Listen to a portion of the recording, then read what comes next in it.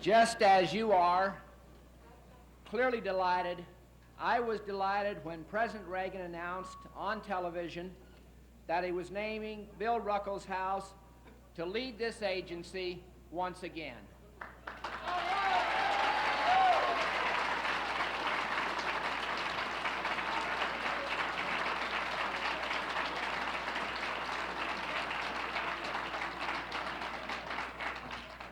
For many of you who were here during his first term from 1970 to 1973, he of course will need no introduction.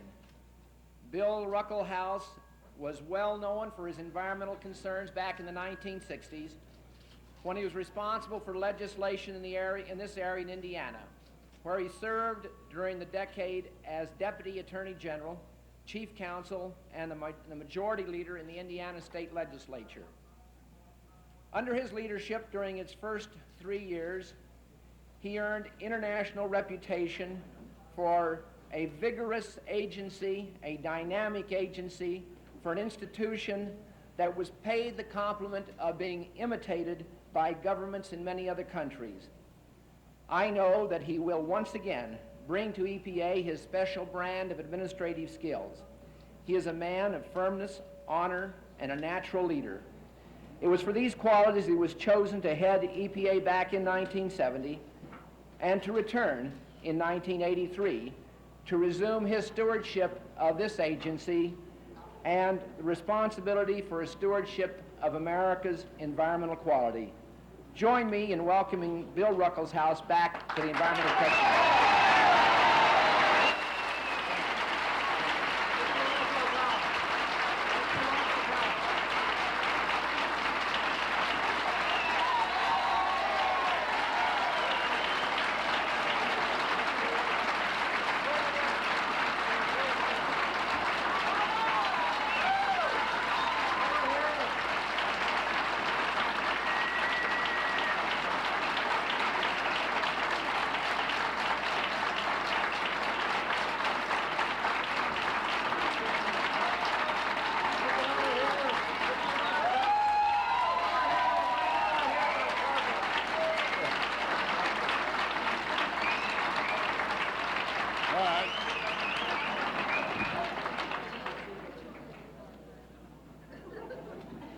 John, thank you very much for that kind introduction, and thank all of you for that very warm welcome. I'm a little older. I don't see quite as well as I once did. Hopefully I'm a little wiser, although you'd have to check with my wife on that. At any rate, here we go again.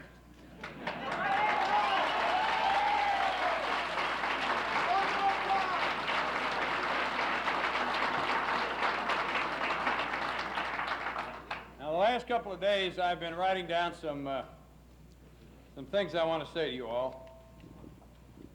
I don't know how long this is going to take, but bear with me. I haven't got any room to put this down up here on this podium.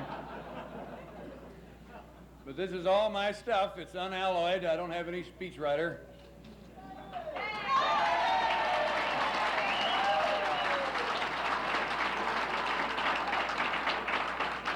Well, some of you would like that job. Now, let me tell you, first of all, what the procedure is that I have to go through. Ideally, I'd like to be here today starting to work, but that's not possible.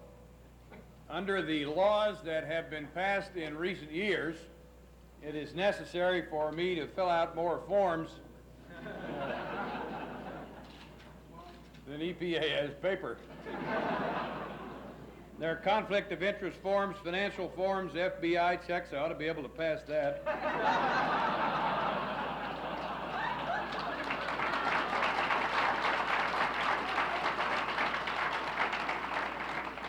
In fact, when I left the FBI, I took my file with me.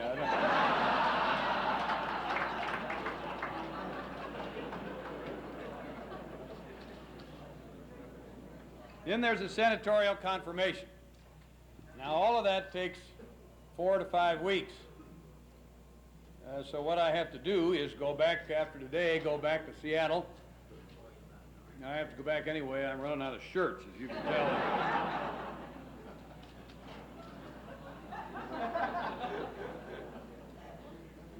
But I'll be back as soon as all of this stuff's over. Now, filling out those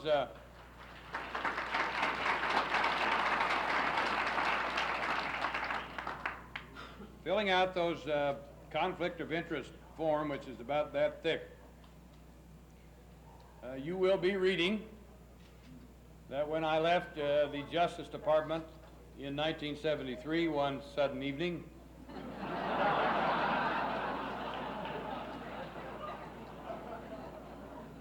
that I resumed the practice of law and represented people with pollution problems, that I then joined Weyerhaeuser, a large enterprise in this country with some pollution problems. My job as a lawyer was to represent my client. My job at Weyerhaeuser is to do the best job I can to represent all of the stakeholders in that enterprise.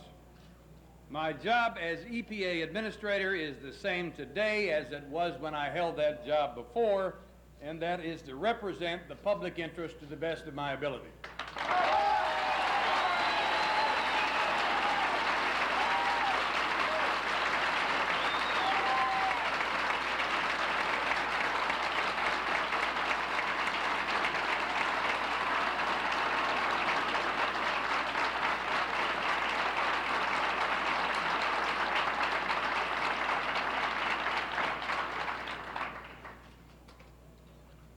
Now, in order to pass all of these conflict of interest laws, I'm going to have to erase the conflicts that exist.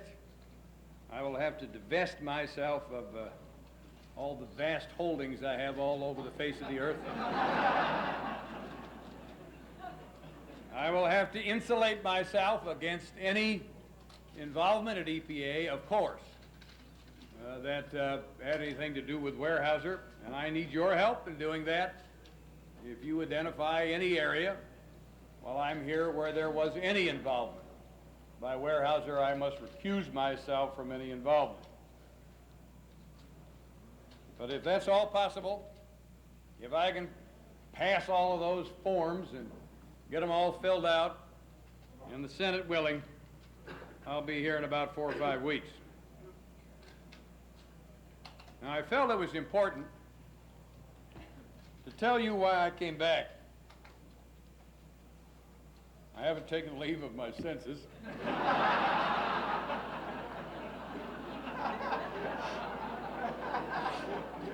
Although I guess that's open for some doubt. It was clear sitting out there in the West Coast even that my old agency was in trouble. And since last Thursday, when I first heard from the White House and talked to the President, and since had several discussions, I am convinced, in having talked to him and having talked to his immediate staff, that he is committed to cleaning up the air and the water in this country and handling the problems of solid waste and toxics and all the other problems EPA has to deal with. He is committed to getting the best people we can find in this agency, the best people with iron integrity, people with experience, people with ability. He is committed to doing the job we have been assigned by Congress and to giving us adequate resources to do it.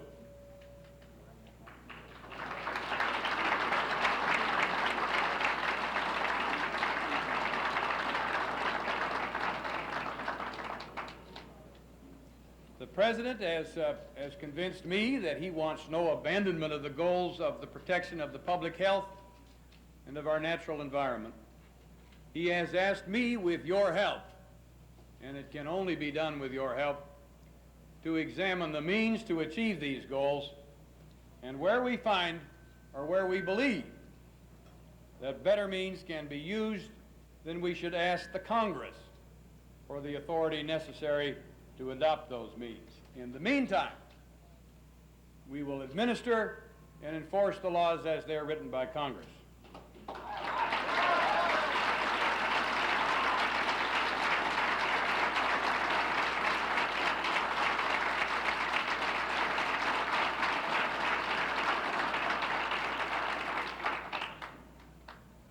And as I say, the President has asked me to carry out his commitment, and with your help, I intend to do just that.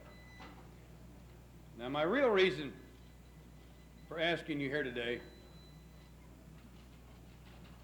is to start to convince the American people what I know in my heart, that there is no finer group of public servants in this country than the employees of the Environmental Protection Agency.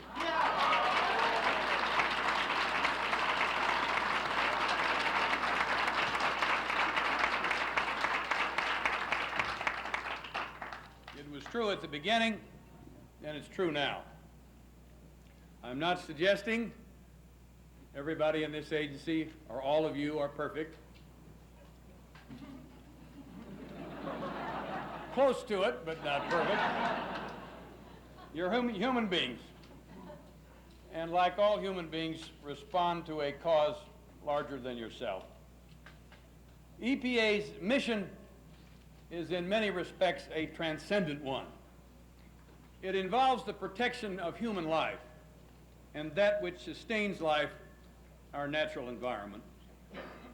We now know, we know better than we did when we started, as one of the great gurus of the environment, Barry Commoner, once said, everything is connected to everything else. And so it is with EPA. Protecting human life and our environment cannot be done in a vacuum. That protection must be harmonized with other social goals, with goals involving our economy and the production of adequate energy. But the protection must proceed with the winds of change of political life as well. If the American people want to see the onus of regulation lessened, we need to find ways to carry out our mission in a responsive way. How do we make it more efficient, more self-executing, less costly, less confrontational? In short, not how do we eliminate regulation, how do we rationalize it? The debate over whether we are going to protect human health and the environment ended 15 years ago. Now, wait a minute, I think I skipped a page.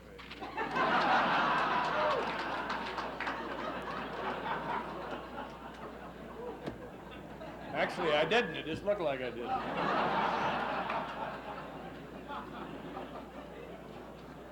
The issue today isn't whether we're going to clean up, but how. The how is where you, and soon, hopefully, I come in.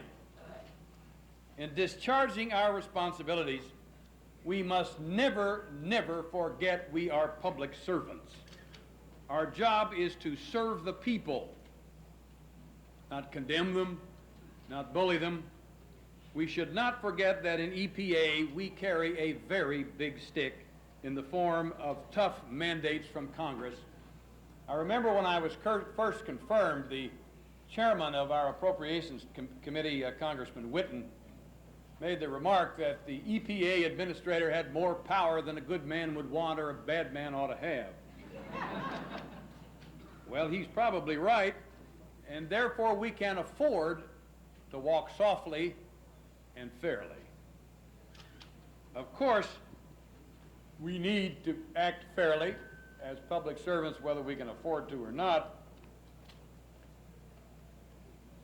and we will do just that. We will be firm where firmness is necessary. We must not forget our job is to firmly and fairly administer the laws passed by Congress. It's our job. Where it's necessary to get the courts to help, we will ask them. But in the first instance, it's the administrative process itself which is supposed to get the job done. It is my belief that we get pollution abated, we get public health protected, We get the environment protected by sensible laws and sensible regulations that we administer. And I'm certainly not saying don't sue anyone. I've sued and been sued by the best around. And I'll do it again if that's necessary. But we must not lose sight of our goal. Our goal is to protect the public health and to protect the environment. Now, there's another how that we have to proceed with, and that is openness. This agency has always operated openly with the Congress, with the general public, with the environmentalists, and with those we regulate. And we will do so now.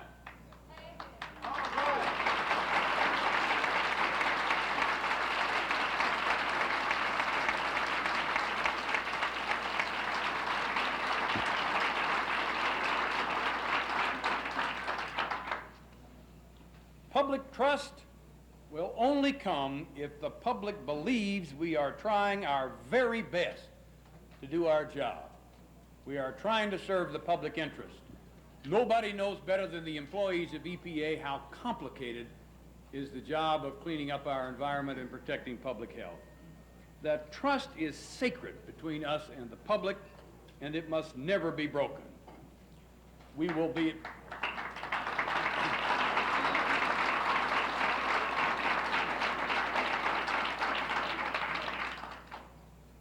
adopting guidelines, and I'm not sure what they will be, but we will be adopting guidelines for how we communicate with the public, with those we regulate, with those who consider themselves constituents of this agency. We must operate with all in the open so that trust is always part of our heritage. There is another process at EPA that I think is important, and that is of education. No one knows better than you the complexity of the problems you face, what levels of a given pollutant cause health or environmental effects. How do we measure the substances in the environment? What technologies are available to abate pollution? How good are they? How much do they cost? I could go on, but these are the kinds of problems this agency wrestles with every day. The public needs to know more about the questions, and if they do, they will support sensible laws with adequate flexibility to deal with the problem. I was talking to Chairman Stafford of the Senate Public Works Committee yesterday, and I reflected back to some testimony that Russell Train and Doug Costel and I gave about 2 years ago at the opening of the hearings on the Clean Air Act. We didn't all agree on what should be done, but there was one common theme that ran through all of our testimony, and that was that we need more flexibility. We need to be able to adjust the way in which we apply these laws depending on the particular problem we follow. Again, that flexibility will only be gained from Congress if we are successful in gaining their trust. And lastly, and in some respects most importantly, EPA needs to adhere to an iron integrity. When I first arrived here 12 years ago, I used to tell my staff and anyone else who listened, in those days that was about 4 more people,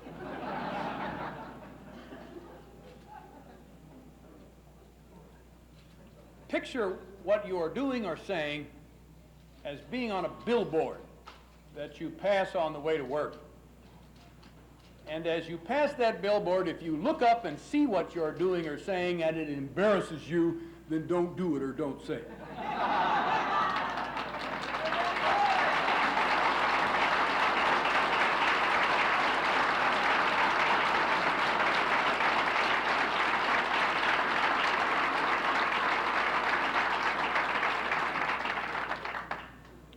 Well, we'll follow that advice again. I've been asked by many, including most forcefully my wife, who thinks I ought to be committed, why would you want to come back? You did that once.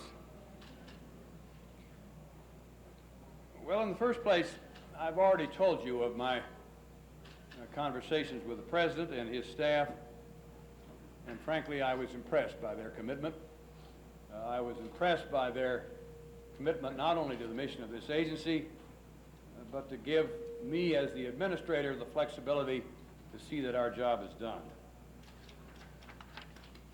My discussions with the President indicate to me that he fully supports the approach that I've outlined so far. In the second place, I've come to believe that over the years since leaving EPA, that how free societies deal with chronic problems of modern life like pollution, resource depletion, population pressures, will very much dictate whether free societies will remain free. These chronic problems that persist, that are difficult to manage, the management of risk itself, is a very divisive, very emotional thing for free societies to face, and what we need to do is to get better at it. And we need to do all of these things within the context of freedom. And can we control air and water pollution, toxic substances, and all the other problems we have, and can we do so ensuring the value of freedom? Freedom is still a central value in America, and its preservation must engage us all. EPA should be in the forefront of preserving human health and the environment, and at the same time never losing sight of our central focus on freedom. This can only be accomplished with a strong EPA, a confident EPA, and a trusted EPA. I've seen all these newspaper stories. I don't have the foggiest idea which ones are right and which ones are wrong, but I do think it's time we stop chewing on one another and start pulling together. There are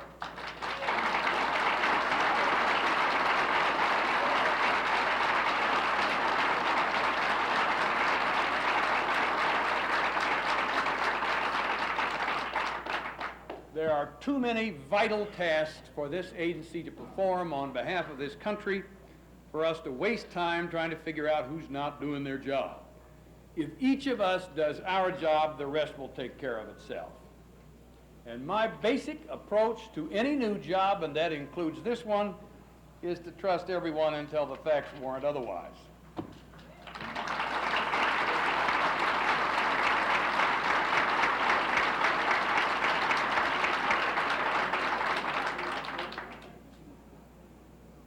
I know without examination, I know in my stomach and from my experience that the vast majority of people at EPA, whether appointed or career, are dedicated public servants.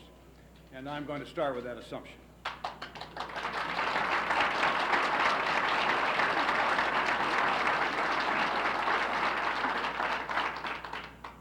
A little over 12 years ago, in December of 1970, this agency was formed under an executive reorganization plan submitted by President Nixon to the Congress. The Congress, by not vetoing the plan, created EPA. On December 1st, that was nice of them, I thought, to give us that ringing endorsement. On December 1st, 1970, we opened our doors at 20th and L Street. There are about 15 of us down there. 3 moves later, we ended up at Waterside Mall.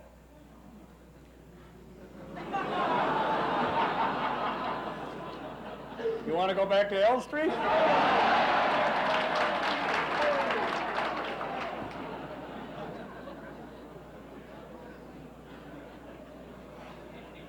Now, a lot of us, including me, didn't have any idea what we were doing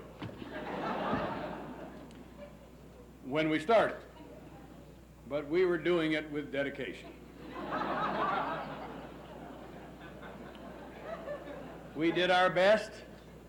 We hired the best and the brightest America could produce. We didn't cut corners.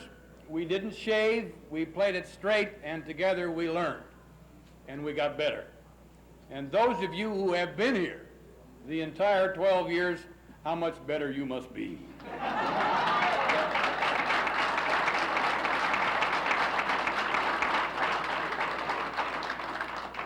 One clear task we have is to transfer your collective wisdom and learning to the rest of the country.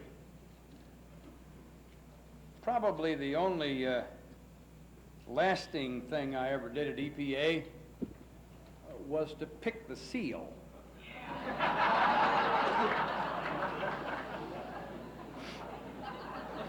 We put a bunch of them, I remember we were over down there on L Street, and we put a bunch of those seals up on some sofas that went all the way around the room. And I picked that marvelous seal that we now have. Right there it is for EPA. And I told you we played it straight. That seal was designed by a man from Indiana.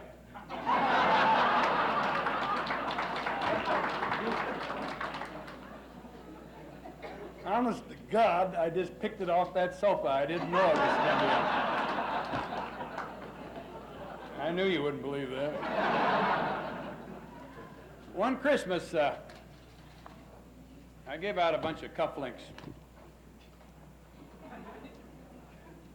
It had the EPA seal on it. There it is.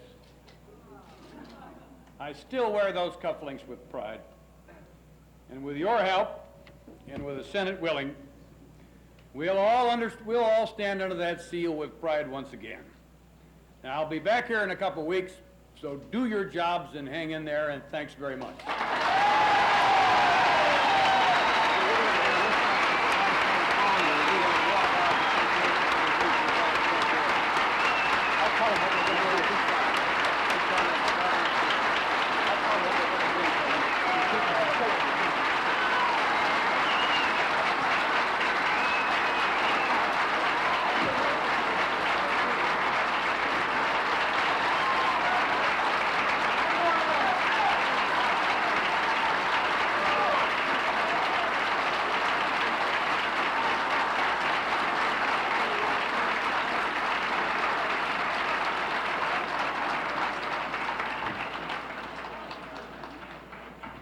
What a marvelous welcome home that you've given Bill Ruckelshaus. We're going to try something that's slightly dangerous, so please don't kill this guy because, you know, that would mean I would end up doing this some more. So treat him gently, will you? Mr. Ruckelshaus is going to go down this side and shake hands with many of you that he can catch and say hello to on this way down. So listen, marvelous welcome home for Bill Ruckelshaus.